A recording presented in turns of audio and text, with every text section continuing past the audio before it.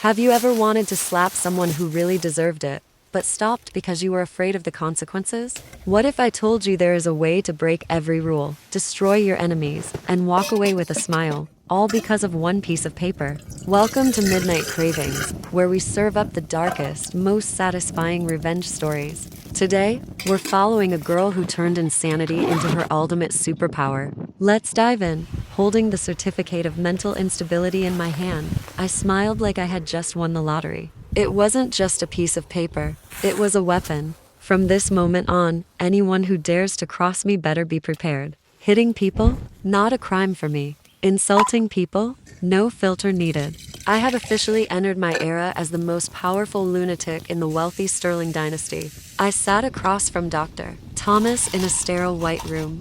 The smell of antiseptic was sharp, making me feel more awake than ever. Dr. Thomas pushed up his wire-rimmed glasses, looking at me with deep pity. He probably thought I was pathetic, a broken doll, a rich heiress pushed to the brink of insanity by a cruel family. But he didn't know. I had been waiting for this moment for years. This medical record felt heavier than my honors degree from university. This wasn't just a diagnosis. It was my immunity shield. It was a legal license to be a savage. After 24 years of playing the perfect, obedient daughter, I was finally free. Dr. Thomas cleared his throat softly. Serena, remember to take your medication on time. Avoid stress and strong emotions. You need to rest. I nodded enthusiastically, like a bobblehead doll. Of course, doctor. I will be very relaxed. The only people who will be stressed are the ones about to mess with me. I walked out of the hospital into the bright sun of the city. I took a deep breath.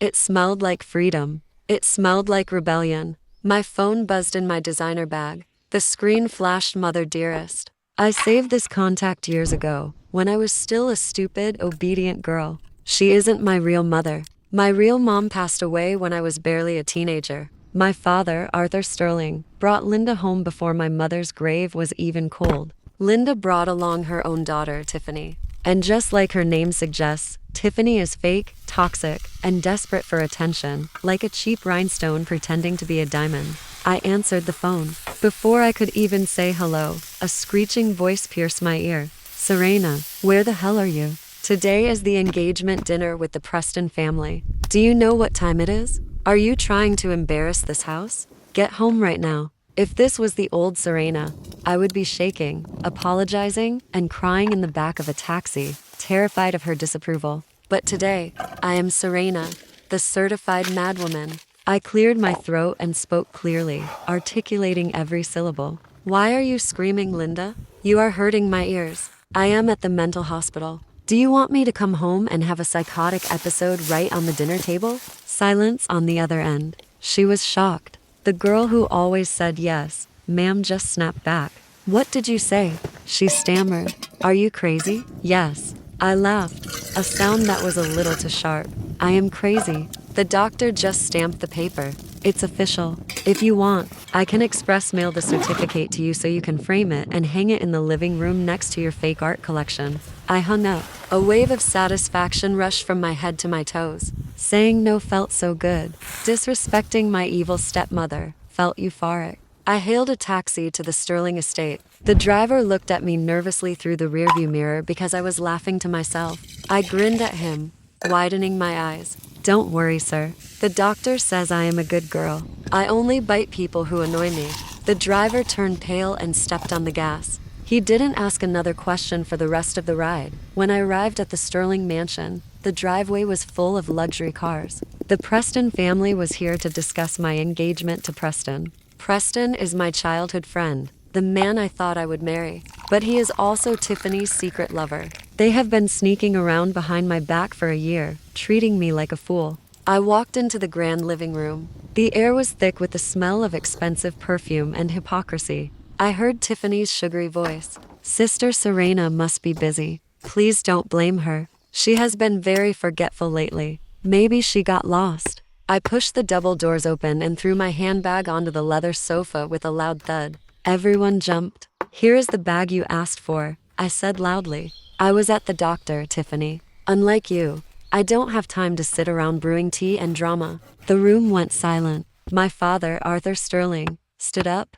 his face red with rage. He slammed his hand on the table. Serena, watch your mouth. We have guests. Apologize to your sister right now. I looked at him coldly. This man never asked if I was okay. He only cared about his reputation and his business deals. Apologize? Why? I tilted my head. Did I say something wrong? She acts like a white lotus flower, pure and innocent, but she's rooted in mud. Actually, that's an insult to mud. My stepmother, Linda, rushed over to slap me. You brat, you have lost your mind. I didn't dodge. I just held up my medical certificate right in front of her face. Go ahead, hit me. If you touch me, I will drop to the floor and have a seizure right now. Just so you know, the law protects mentally unstable people like me. If you hit a crazy person, the headlines tomorrow will be fantastic. Linda's hand froze in midair. She stared at the red stamp from the Central Psychiatric Hospital. My father froze. Preston and his parents sat there with their mouths open. I casually walked over to the coffee table. I picked up Tiffany's half-finished glass of orange juice. I looked at her, smiled sweetly, and splashed it right into her face. What are you doing? Tiffany screamed. Orange juice dripped from her hair onto her pristine white dress. She looked pathetic. I shrugged innocently. Oops, sorry. My hand has tremors. It is a symptom.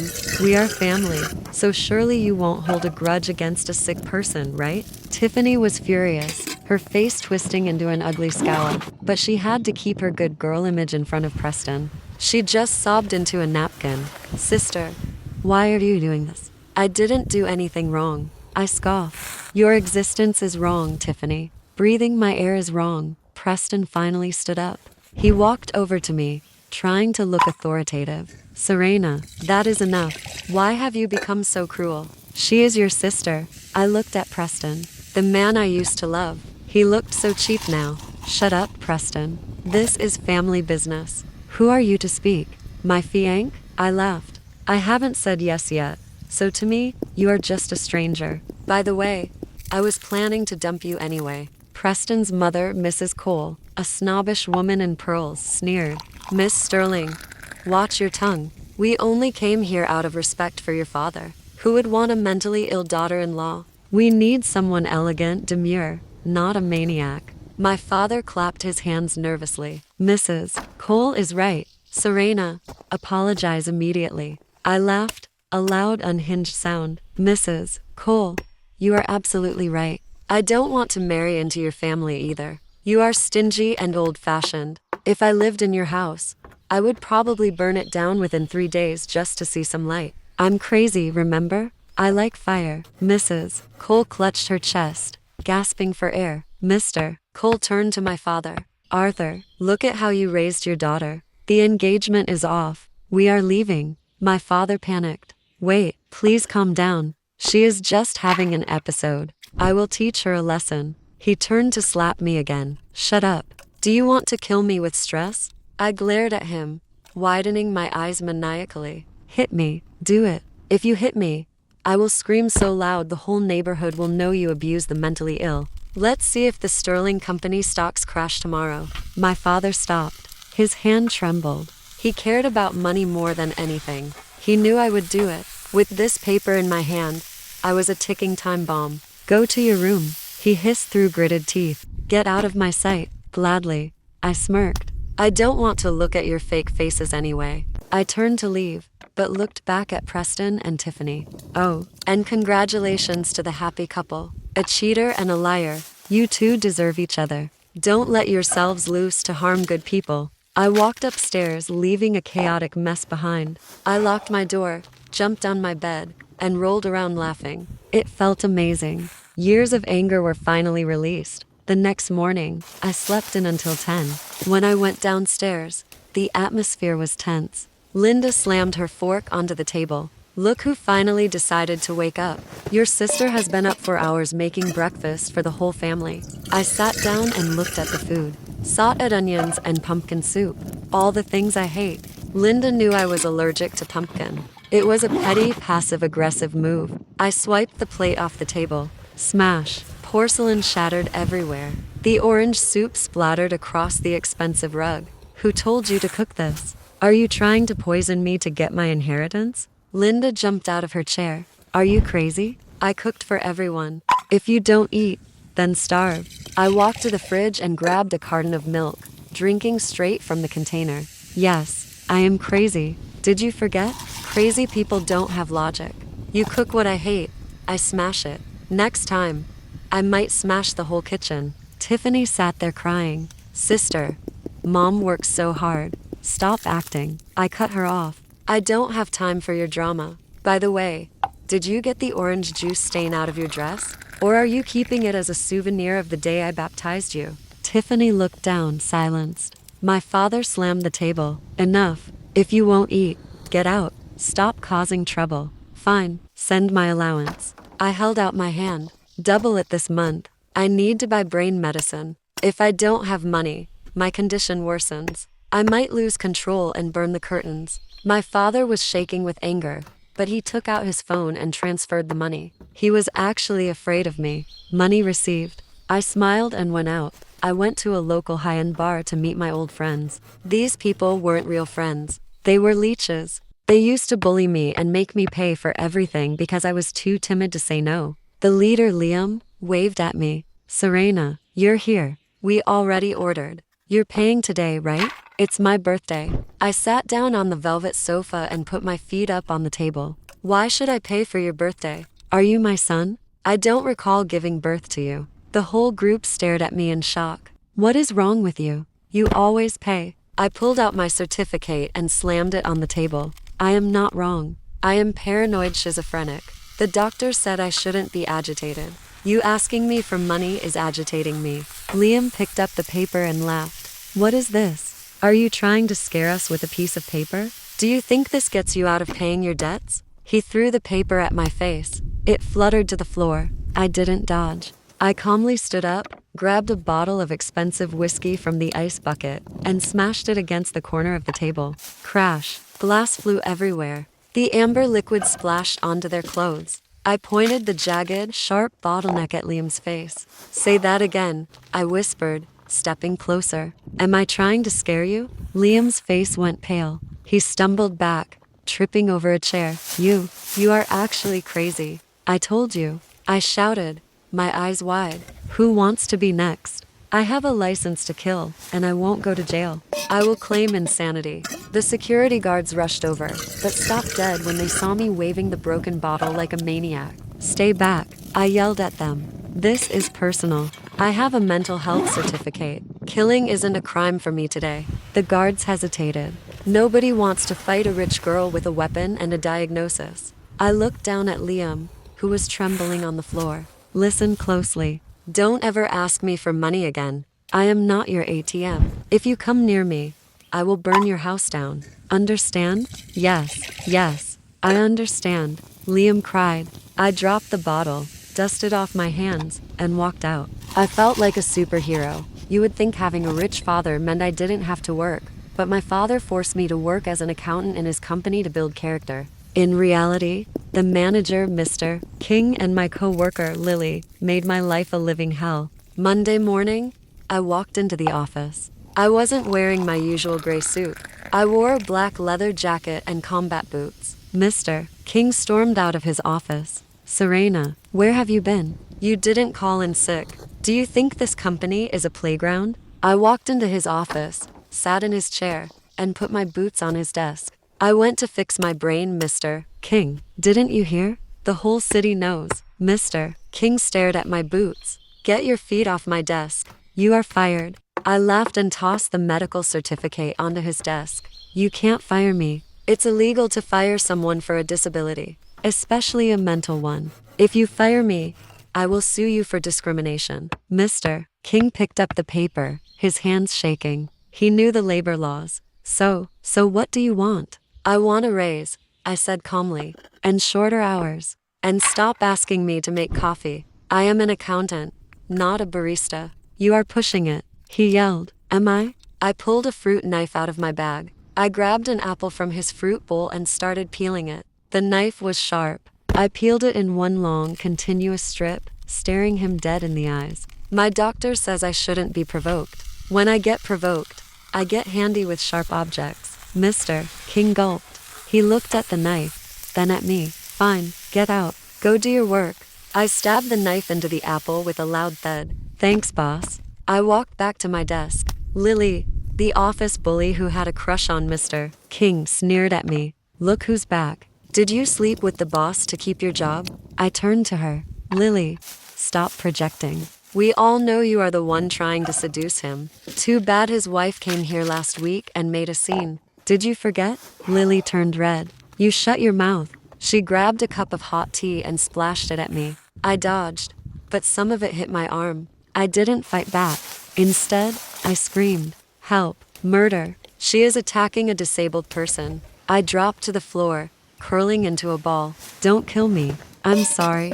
The whole office rushed over. Mr. King ran out. Lily, what are you doing? She started it. Lily cried. I looked up with teary eyes. Mr. King. She knows I am sick.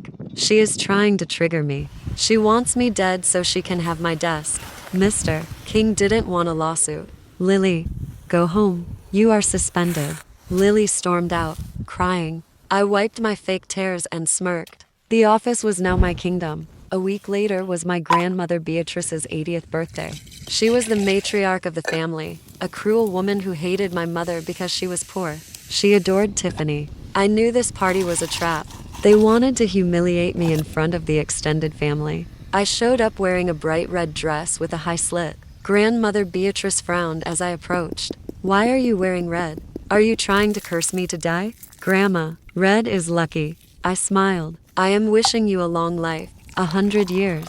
I don't need wishes from a crazy person, she spat. Get out. Tiffany chimed in, holding onto Grandma's arm. Grandma, please don't be mad. Sister is sick. She doesn't mean it. I glared at Tiffany. Shut up. Adults are talking. You are just an illegitimate child. Who gave you the right to speak? The room gasped. That was the taboo subject. My Aunt Karen, a woman who loves to gossip, stepped forward. Serena, that is too far. Tiffany is your sister. I turned to her. Oh, Aunt Karen, did your son pay back his gambling debt yet? $2 billion, right? You should focus on that instead of my business. The loan sharks are looking for him. Aunt Karen turned purple. You liar. I pulled out my phone. I have the photo of the loan shark contract right here. Want me to airdrop it to everyone? Maybe we can start a GoFundMe for you. She shut up instantly, retreating into the crowd. Grandmother Beatrice slammed her cane. Someone kick this animal out. She is ruining my birthday. She raised her heavy wooden cane to hit me. I stood my ground, staring into her old, hateful eyes. Hit me. Go ahead. Tell my dead father and mother how you treated their daughter. My father rushed in. Mom, stop. Not today. I pointed at Tiffany. You defend her? Do you know she stole your antique jade bracelet and sold it to buy a Hermes bag? Tiffany screamed. Liar. I didn't. I showed the receipt on my phone. Here is the pawn shop receipt with your signature. I saw you do it. Grandmother Beatrice looked at the photo. She recognized her beloved bracelet. Her face twisted in betrayal. She turned to Tiffany. You stole from me? Tiffany fell to her knees. Grandma, I needed money. I was going to buy it back. Slap. Grandmother hit Tiffany across the face. You ungrateful brat. I loved you. It was chaos. Screaming, crying, accusations. I clapped my hands slowly. What a great show. Well, the hospital is calling me for my meds. Goodbye. I walked out, leaving the family in ruins. I had planted the seeds of destruction, and now they were destroying each other. But my enemies weren't done. Desperation makes people do stupid things. A few nights later, I got a text from an unknown number. If you want to know the truth about your mother's death, come to Warehouse 9 at the docks. PM. It was obviously a trap, but the mention of my mother made my blood run cold. I had to go. I packed pepper spray, a mini taser, and my laminated certificate. I dressed in black. I arrived at the warehouse. The salty sea air was cold. The warehouse was dark and smelled of rust and oil. Hello? I called out. The heavy metal doors slammed shut behind me. Bang! Floodlights turned on, blinding me. Preston and Tiffany stepped out from behind some crates, accompanied by 3 large thugs holding pipes. You actually came? Tiffany laughed, her face still bruised from Grandma's slap. We are going to teach you a lesson. Preston looked at me with pure hate. Nobody will hear you scream here, Serena. You ruined my life. I kept my hands in my pockets, gripping my weapons. Assaulting a mentally ill person is a felony, you know. It carries a heavy sentence. One thug laughed and lunged at me. She's crazy. Let's fix her. He reached for me. I pulled out the pepper spray and sprayed it directly into his eyes. He dropped, screaming and clawing at his face. I spun around as the second guy charged. I jammed the taser into his neck. Zap! The sound of electricity crackled, and he hit the floor, twitching. I told you I'm crazy, I yelled, my voice echoing in the empty warehouse. Who wants therapy? Preston and Tiffany were terrified. They didn't expect me to fight back. I chased them into a corner and cut the power to the lights. The warehouse went pitch black. I moved silently in the dark. I whispered, I'm coming for you. I took out the last thug with a kick to the knee and a taser to the gut. Finally, I turned my flashlight on. Preston and Tiffany were huddled in the corner, shaking. Choice time, I said, shining the light in their faces. Pepper spray or taser? Or option C, option C, option C, they cried. Fine, I said. I won't dirty my hands. You two slap each other.